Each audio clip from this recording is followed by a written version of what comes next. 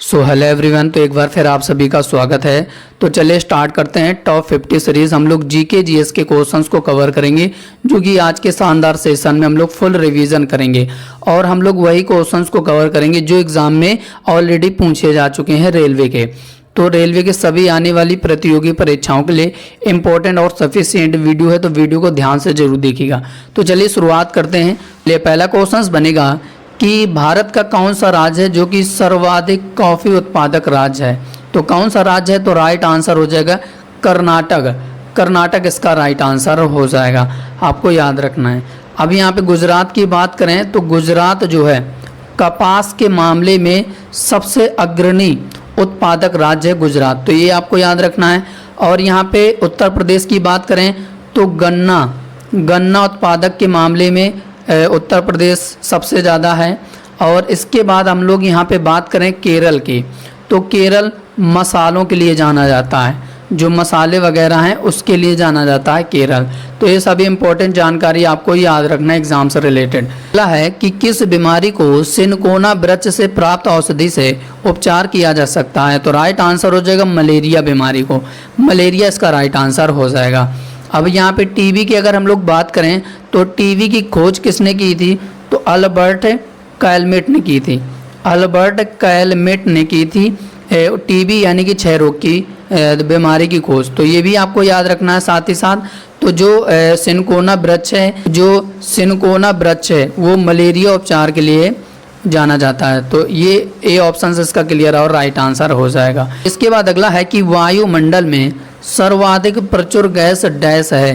तो कौन सी वायुमंडल में सर्वाधिक प्रचुर गैस है, तो इसका हमारा राइट आंसर हो जाएगा नाइट्रोजन। नाइट्रोजन इसका राइट आंसर हो जाएगा। ऑप्शन ए इसका राइट आंसर हो जाएगा कि वायुमंडल में सर्वाधिक प्रचुर गैस नाइट्रोजन है। तो ए ऑप्शन इसका क्लियर और राइट आंसर हो जाएगा। अगला है कि शक संवत की शुरुआत किसने की थी, तो राइट आंसर हो जाएगा कनिष्क ने की थी। तो ए ऑप्शन इसका क्लियर और राइट आंसर हो जाएगा। अगला है कि भारत का स्थानीय स्वशासन का जनक किसे कहा जाता है, तो राइट आंसर हो जाएगा ये लॉर्ड रिपन को कहा जाता है। किसे कहा जाता है, लॉर्ड रिपन को भारत का स्थानीय स्वशासन का जनक कहा जाता है। तो ए ऑप्शन इसका क्लियर और राइट आंसर हो जाएगा। इसके बाद अगला क्वेश्चन बनेगा कि भारतीय विमोक्ष का जनक किसे कहा जाता है, तो ये बाल गंगाधर तिलक को कहा जाता है। ऑप्शन बी इसका राइट आंसर हो जाएगा। इसके बाद अगला क्वेश्चन बनेगा कि भारत का कौन सा राज्य जो सर्वाधिक चाय उत्पादक करता है, तो कौन सा राज्य है, तो इसका हमारा राइट आंसर हो जाएगा असम। असम इसका राइट आंसर हो जाएगा। बाद अगला क्वेश्चन बनेगा कि स्टैचू ऑफ लिबर्टी किस देश में स्थित है, तो किस देश में है, तो राइट आंसर हो जाएगा ये अमेरिका में है। कहाँ पर है, अमेरिका में है statue of liberty. Option A इसका राइट आंसर हो जाएगा। चलिए इसके बाद अगला है कि दादा साहेब पुरस्कार किस क्षेत्र में दिया जाता है, तो ये भारतीय फिल्म उद्योग के क्षेत्र में दिया जाता है। तो ऑप्शन ए इसका राइट आंसर हो जाएगा। साहित्य में बात करें तो ये ज्ञानपीठ पुरस्कार दिया जाता है साहित्य के क्षेत्र में। खेल जगत में अर्जुन अवार्ड दिया जाता है। ठीक है, ये आपको सभी जानकारी याद रखना है एग्जाम से रिलेटेड। अगला है कि श्रीनगर किस नदी के किनारे स्थित है, तो किस नदी के किनारे है, तो राइट आंसर हो जाएगा ये झेलम नदी के किनारे है। किस नदी के किनारे है, झेलम नदी के किनारे है। चलिए इसके बाद अगला है कि सत्यार्थ प्रकाश पुस्तक के लेखक कौन है, तो सत्यार्थ प्रकाश पुस्तक के लेखक कौन है, तो राइट आंसर हो जाएगा दयानंद सरस्वती। दयानंद सरस्वती इसका राइट आंसर हो जाएगा। ऑप्शन बी इसका राइट आंसर हो जाएगा। अगला है कि माउंट एवरेस्ट पर चढ़ने वाली पहली भारतीय महिला कौन थी, तो राइट आंसर हो जाएगा बछेंद्री पाल। बछेंद्री पाल इसका राइट आंसर हो जाएगा। ऑप्शन ए इसका राइट आंसर हो जाएगा। चलिए इसके बाद अगला है कि किस देश की संसद को मजलिस कहा जाता है, तो किस देश की संसद को मजलिस कहा जाता है, तो राइट आंसर हो जाएगा इसका हमारा ये अमेरिका देश की संसद को मजलिस कहा जाता है। अभी रेलवे के एग्जाम में क्वेश्चंस पूछे जा चुके हैं, वही मैं आपको 1-लाइनर क्वेश्चंस कवर करा रहा हूं, जिससे कि आपको रिवीजन अच्छे से हो सके एग्जाम तक। के बाद अगला क्वेश्चंस बनेगा कि सार्क में कितने सदस्य देश शामिल हैं, तो तो 8 सदस्य देश शामिल हैं। अब 8 सदस्य देश कौन कौन से हैं ये भी मैं आपको बताऊंगा। सबसे पहले इसकी स्थापना कब की गई थी सार्क की, तो 8 दिसंबर 1985 में इसकी स्थापना की गई थी। हेडक्वार्टर कहाँ पर है इसका, तो हेडक्वार्टर नेपाल की राजधानी काठमांडू में इसका हेडक्वार्टर है, आपको याद रखना है। अब सार्क में कौन कौन से देश आते हैं, तो एक तो भारत हो गया, पाकिस्तान हो गया, बांग्लादेश हो गया, नेपाल हो गया, भूटान हो गया, श्रीलंका हो गया, मालदीव हो गया और अफगानिस्तान हो गया। अफगानिस्तान 2007 में सदस्य देश बना था, ये आपको याद रखना है। चलिए इसके बाद अगला है कि अंतिम मुगल सम्राट कौन था, तो राइट आंसर हो जाएगा बहादुर शाह द्वितीय था। यानी कि अकबर भी मुगल सम्राट के शासक थे, औरंगजेब भी था, लेकिन रजिया सुल्तान नहीं थी। रजिया सुल्तान गुलाम वंश की शासक थी, ठीक है, गुलाम वंश की शासक थी। और इनके पिता का नाम क्या था, इल्तुतमिश, ठीक है, इल्तुतमिश। और गुलामों का गुलाम इल्तुतमिश को ही कहा जाता है। और गुलाम वंश की स्थापना किसने की थी, कुतुबुद्दीन ऐबक ने की थी, ये भी आपको याद रखना है, कुतुबुद्दीन ऐबक ने की थी। तो ये सभी इम्पोर्टेंट जानकारी आपको याद रखना है। चलिए इसके बाद अगला है कि अंतर्राष्ट्रीय महिला दिवस कब मनाया जाता है, तो अंतर्राष्ट्रीय महिला दिवस की अगर हम लोग बात करें तो ये 8 मार्च को सेलिब्रेट किया जाता है। कब किया जाता है, 8 मार्च को अंतर्राष्ट्रीय महिला दिवस सेलिब्रेट किया जाता है। अब अगला क्वेश्चन बनेगा कि ज़मीन से हवा में मार करने वाली मिसाइल का नाम क्या है, जो कि ज़मीन से हवा में मार करने वाली मिसाइल है, तो उस मिसाइल का नाम क्या है, तो इसका हमारा राइट आंसर हो जाएगा त्रिशूल। त्रिशूल इसका राइट आंसर हो जाएगा, ऑप्शन ए इसका राइट आंसर हो जाएगा। अब यहाँ पे अगर हम लोग अस्त्र की बात करें, अस्त्र की अगर हम लोग बात करें तो ये हवा से हवा में मार करने वाली मिसाइल है, हवा से हवा में मार करने वाली मिसाइल है। अब आकाश की बात करें तो आकाश कौन सी मिसाइल है, तो आकाश जमीन से हवा में मार करने वाली मिसाइल है, जमीन से हवा में मार करने वाली मिसाइल है। अब यहाँ पे अग्नि की बात करें, अग्नि मिसाइल की बात करें तो अग्नि मिसाइल की अगर हम लोग बात करें तो ये जमीन से जमीन में मार करने वाली मिसाइल है, जमीन से जमीन में मार करने वाली मिसाइल है अग्नि। तो ये जितनी भी मिसाइलें हैं एग्ज़ाम में देखो ये वाली मिसाइल पूछी जा चुकी है त्रिशूल, तो हो सकता है कि आपसे इस बार अस्त्र या फिर आकाश या फिर अग्नि का जिक्र एग्ज़ाम में पूछ दिया जाए।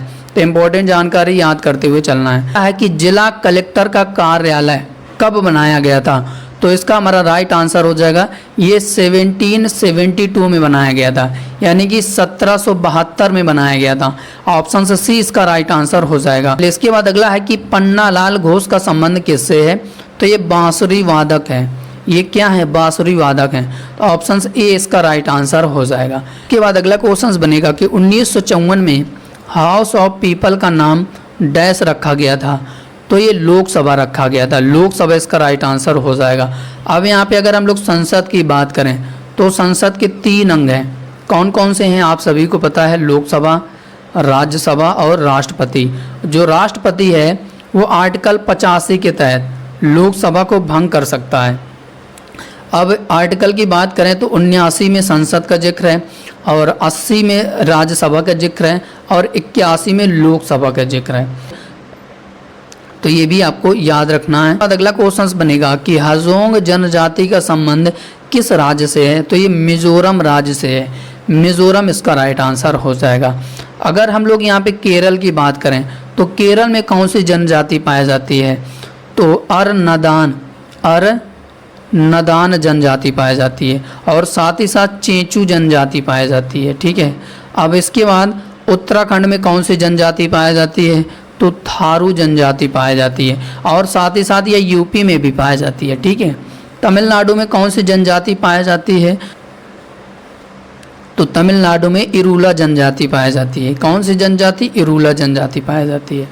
अगला है कि बांग्लादेश की सबसे लंबी नदी कौन सी है, तो बांग्लादेश की सबसे लंबी नदी की अगर हम लोग बात करें तो ये सूरमा नदी है, ठीक है। अब यहाँ पे अगर हम लोग श्रीलंका की बात करें तो श्रीलंका की ये सबसे लंबी नदी है महावेली गंगा, और सिंधु की बात करें तो ये पाकिस्तान की सबसे लंबी नदी है, ठीक है। ये श्रीलंका की है और ये पाकिस्तान की है।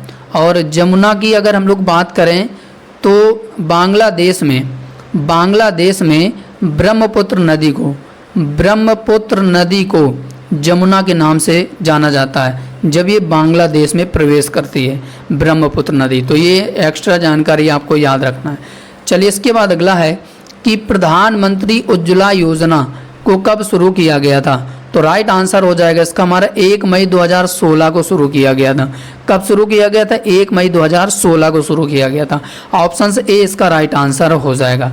चलिए इसके बाद अगला है कि संसद में पहली बार लोकपाल बिल किसने प्रस्तुत किया था। तो इसका हमारा राइट आंसर हो जाएगा शांति भूषण ने प्रस्तुत किया था। किसने किया था? शांति भूषण ने लोकपाल बिल पहली बार संसद में प्रस्तुत किया था। ऑप्शन से डी इसका राइट आंसर हो जाएगा। चलिए इसके बाद अगला है कि द इंग्लिश टीचर नामक पुस्तक को किसके द्वारा लिखा गया है। तो इसका हमारा राइट आंसर हो जाएगा ये R.K. नारायण के द्वारा लिखा गया है। ऑप्शन से बी इसका राइट आंसर हो जाएगा। इसके बाद अगला है कि मानव का वैज्ञानिक नाम क्या है। तो होमो सेपियंस इसका वैज्ञानिक नाम है। तो ऑप्शन ए इसका राइट आंसर हो जाएगा। चलिए इसके बाद अगला है कि विटामिन ए की खोज किसने की थी। तो राइट आंसर हो जाएगा मैकुलन साहब ने की थी और इन्होंने विटामिन बी की भी खोज की थी। ठीक है, अब यहाँ पे अगर हम लोग रॉबर्ट हुक और हॉपकिंस की बात करें तो इन्होंने किसकी खोज की थी। तो देखो रॉबर्ट हुक ने कोशिका की खोज की थी और हॉपकिंस ने विटामिन डी की खोज की थी। लीविनहॉक ने बैक्टीरिया यानी कि जीवाणु की खोज की थी। तो ये सभी इंपॉर्टेंट जानकारी आपको याद करते हुए चलना है। के बाद अगला क्वेश्चन बनेगा कि प्रोस्टेट ग्रंथि किसके नीचे मौजूद होती है। अब ये ALP और टेक्नीशियन 2018 में पूछा गया था रेलवे के। तो ये मूत्राशय के नीचे होती है। मूत्राशय के नीचे प्रोस्टेट ग्रंथि होती है। ऑप्शन से सी इसका राइट आंसर हो जाएगा। अगला है कि नेफ्रॉन का संबंध किससे है। तो नेफ्रॉन का संबंध किससे है। तो राइट आंसर हो जाएगा ये उत्सर्जन तंत्र से है। उत्सर्जन तंत्र इसका राइट आंसर हो जाएगा। ऑप्शन से बी इसका राइट आंसर हो जाएगा। अगला है कि शरीर का कौन सा अंग खून के शुद्धिकरण के लिए जाना जाता है। तो कौन सा अंग है जो कि खून को शुद्धिकरण करने के लिए जाना जाता है। तो राइट आंसर हो जाएगा वृक्क यानी कि गुर्दे। ऑप्शन से सी इसका राइट आंसर हो जाएगा। अब ये 2018 में पूछा गया था ALP में भी और टेक्नीशियन में भी। तो सी ऑप्शन से इसका क्लियर और राइट आंसर हो जाएगा। वृक्क जो है उन हार्मोन को विकसित करने में भी मदद करता है जो रक्तचाप को नियंत्रित करते हैं और RBC को भी बनाते हैं और साथ ही साथ हड्डियों को भी मजबूत करते हैं। अब गुर्दे को अच्छे से काम करने के लिए पर्याप्त पानी की ज़रूरत होती है। तो आप लोगों को सबसे ज़्यादा पानी पीना चाहिए। ठीक है, तो ये सभी इंपॉर्टेंट जानकारी इससे रिलेटेड आपको याद रखना है। चलिए इसके बाद अगला क्वेश्चन बनेगा कि कौन से रोग के उपचार में डायलिसिस का प्रयोग किया जाता है। तो राइट आंसर हो जाएगा ये गुर्दे की खराबी के लिए डायलिसिस का प्रयोग किया जाता है। ऑप्शन ए इसका राइट आंसर हो जाएगा। इसके बाद अगला क्वेश्चन बनेगा कि हमारे शरीर में मूत्र का सही मार्ग क्या है। तो ये इस तरीके से एग्जाम में भी क्वेश्चंस पूछे जाते हैं रेलवे के। तो ये सभी 4 ऑप्शंस में बताना है कि हमारे शरीर में मूत्र का सही मार्ग क्या है। तो सबसे पहले मैं आपको इमेज दिखाता हूँ जिससे कि आपको ऑप्शंस भी अच्छे तरीके से याद हो जाएंगे कि कौन सा ऑप्शन सही है। यहाँ पे देखिए शरीर में हमारे शरीर में जो मूत्र का सही मार्ग है वो इमेज के ज़रूर देखिए। सबसे पहले किडनी होता है, फिर मूत्रवाहिनी होता है जिसे हम लोग यूरेटर कहते हैं, और मूत्राशय होता है जिसे ब्लैडर कहते हैं, और इसके बाद मूत्र मार्ग होता है जिसे हम यूरेथ्रा कहते हैं। तो ये सही मार्ग है मूत्र का। तो अब आप लोग समझ जाइए अब ऑप्शंस में कहाँ पर है। सबसे पहले वृक्क यानी कि किडनी होना चाहिए। तो किडनी पहले में भी है, सब में भी है। और इसके बाद मूत्रवाहिनी मैंने बताया था, तो इसमें मूत्रवाहिनी है यानी कि ऑप्शन से B-C-D में नहीं है मूत्रवाहिनी, यानी कि ऑप्शन से ए इसका राइट आंसर हो जाएगा। 1-2 अगर आपको सही क्रम पता है तो पूरे ऑप्शंस आपको चेक नहीं करने पड़ेंगे, आप जल्दी से इसका सही आंसर लगा देंगे। तो इसके बाद मूत्र है, यानी कि मूत्र, फिर मूत्र वाहिनी, फिर मूत्राशय और मूत्र मार्ग, ये हमारे शरीर का मूत्र का सही मार्ग है। तो ऑप्शन ए इसका राइट आंसर हो जाएगा। ऐसे सही स्टेटमेंट के जरिए एग्जाम में क्वेश्चंस पूछे जाते हैं। इसी वजह से मैं आपको इमेज भी यहाँ पे दिखा दिया है, जिससे कि क्वेश्चंस आपको लंबे समय तक याद रहेगा कि किडनी है, फिर मूत्रवाहिनी है, फिर ब्लैडर है, फिर यूरेथ्रा है, सही मार्ग मूत्र का, तो आपको याद रखना है। बाद अगला क्वेश्चन बनेगा कि ग्रीन ब्लड किसे कहा जाता है, और ये आरआरबी जेईई 2015 में पूछा गया था। तो ये गेहूं के छोटे पौधों को कहा जाता है ग्रीन ब्लड, और ये हमारे शरीर में अगर आप इनका रस पीते हैं तो हमारे शरीर में जो हीमोग्लोबिन है, हीमोग्लोबिन को बढ़ाने में मदद करता है। तो ये भी आपको याद रखना अगर आप इसका रस पीते हैं, ठीक है। इसका अगर आप सेवन करते हैं तो शरीर में हीमोग्लोबिन की मात्रा जो है अधिक हो जाएगी, वृद्धि हो जाएगी, हीमोग्लोबिन की कमी नहीं होगी। अगला क्वेश्चन बनेगा कि किसान का मित्र किसे कहा जाता है।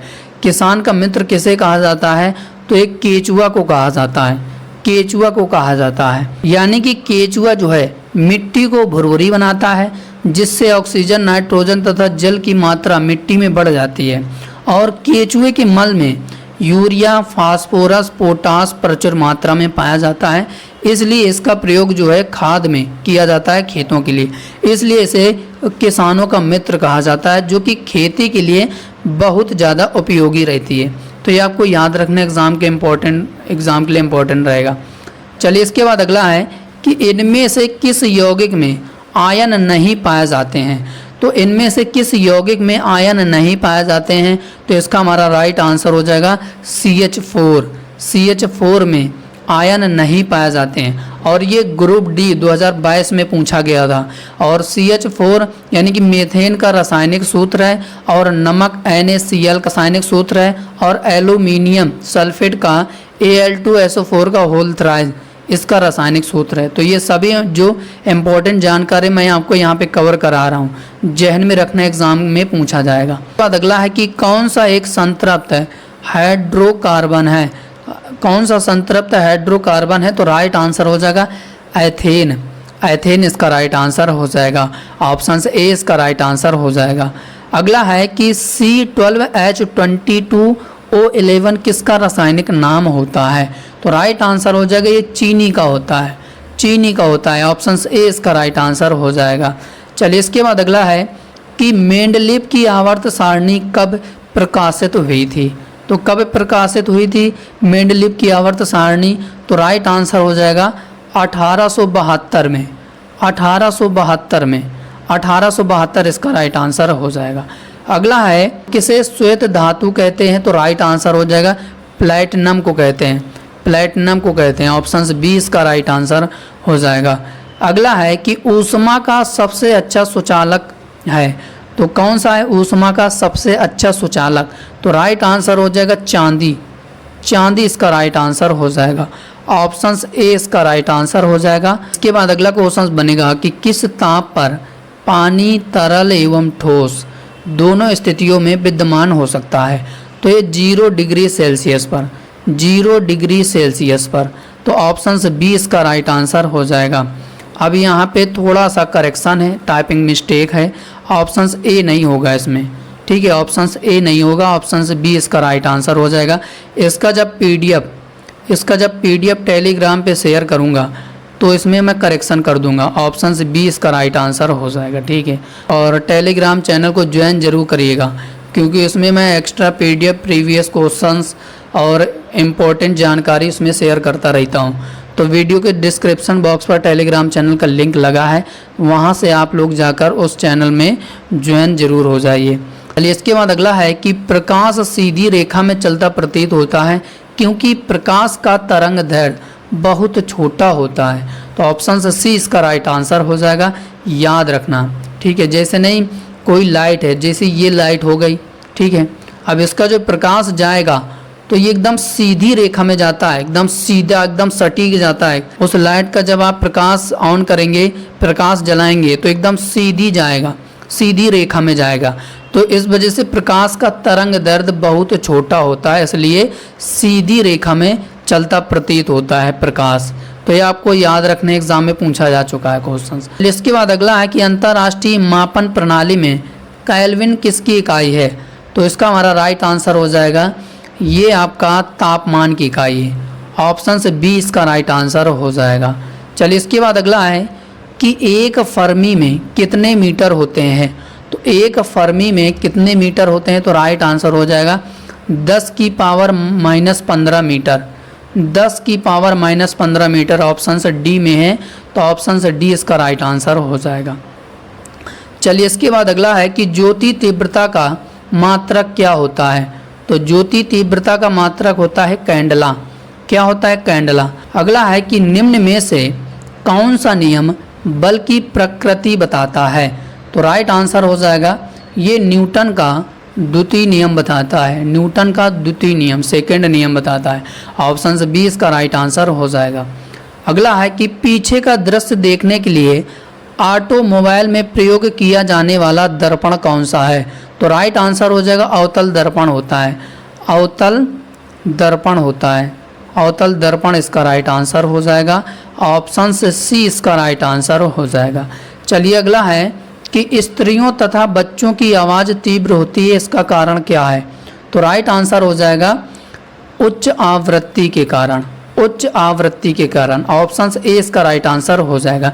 यानी कि महिलाओं के गले में वोकल कॉर्ड अर्थात मुखर गर्भनाल छोटी होने के कारण उसकी आवृत्ति जो है अधिक होती है, और यही विशेषता सेम बच्चों में भी होती है। तो ये इंपॉर्टेंट जानकारी आपको याद रखना है।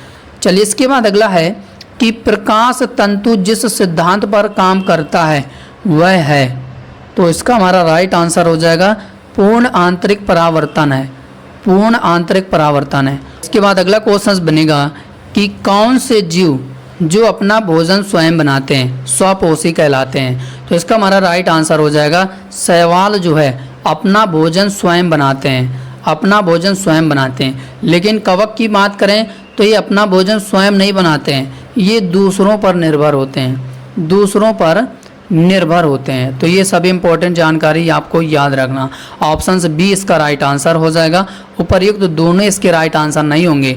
जो आप उपर्युक्त दोनों इसके राइट आंसर टिक कर देंगे।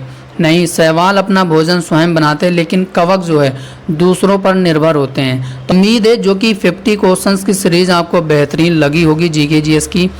अगर सेशन आपको बेहतरीन लगा हो, सेशन को लाइक, शेयर और कमेंट जरूर करिएगा कि क्लास कैसी लगी।